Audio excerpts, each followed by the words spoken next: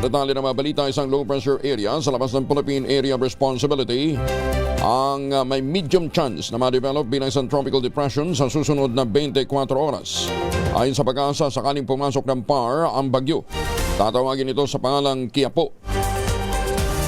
Huling namataan ng pag-asa ang LPA 07D sa rayong 1,740 kilometers east ng southeastern Luzon.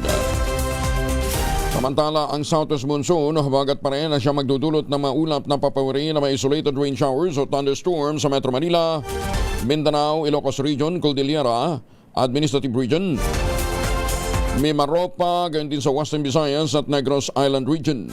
Asahan din ang katulad ng weather conditions sa Batanes, Babuyan Island, Zambales, Bataan, Cavite at Batangas.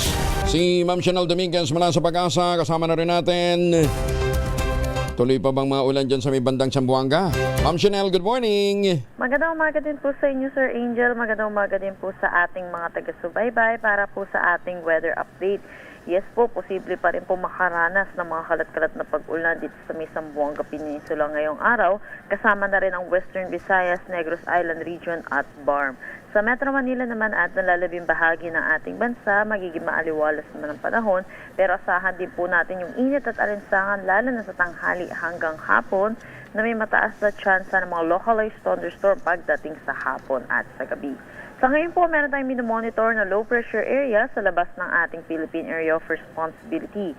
Huling namataan sa layong 1,630 kilometers east ng southeastern Luzon.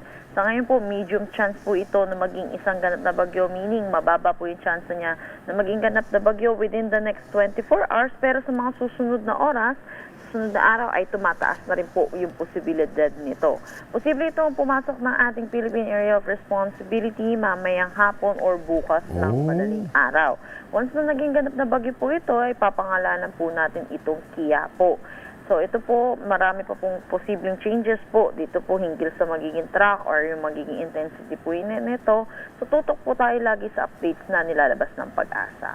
Yan po muna latest dito sa Pag-asa with the Forecasting Center. Chanel Dominguez po, magandang umaga. Chanel, bakit naging case si Quiapo? Hindi ba wala nga palang Q sa Pilipino.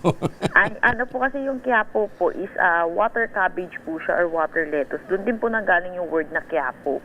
Pero yung talagang spelling niya, Quiapo. Quiapo. Ganun ba? Water cabbage. Opo, water cabbage. Kamag-anak ng kangkong. Opo. Ayun, pinaganda mo pa, Quiapo. Kangkong din yun eh. Teka muna, anong characteristics ni Quiapo? Matubig? Hindi pa po natin alam pero sa nakikita po natin, posible din po itong humila ng habagat na magpapaulan po sa malaking bahagi po ng bansa po natin and weekend po ito. Ano to? Ano siya? Mabilis bang gumagalaw? Ano speed uli ngayon?